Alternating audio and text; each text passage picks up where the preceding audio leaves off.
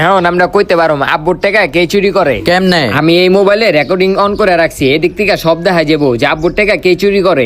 আয় আমরা হন জায়গা। দরজা বন্ধ কইরা ঘুমাই।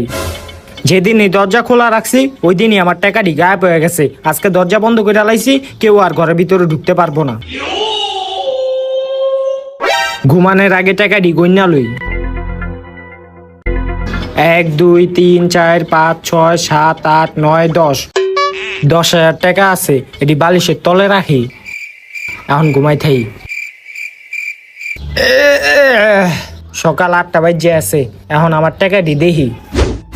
হ্যাঁ হ্যাঁ, আমার টাকাটি কো? কেটা নিল আমার টাকা? দরজা কেউ খোলে নাই তো? দরজা তো ঠিকই লাগাই না আছে, তাইলে আমার টাকাটি কে নিয়ে গেল গা? মনে হয় এই ঘরে ভূত থাকে। হাসান, নাসির, তাড়াতাড়ি এদিকে আয়। আরে কি হইছে বাবা, তুমি এমনি চিল্লাইতেছো কি লিগা? বাবা, আমার এই ঘরে ভূত আছে।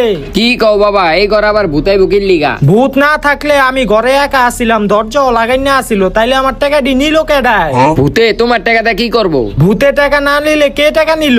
আমি জানি তোমার টাকা কে চুরি করছে। তুই কেমনে জানস? আমি তোমার ঘরে রেকর্ডিং লাগাই দিছি, ওটাতে সব দেখা যাবো যে তোমার ঘরে কে টাকা চুরি করছে। কো তাড়াতাড়ি মোবাইলটা লই আয়। এই দেখো।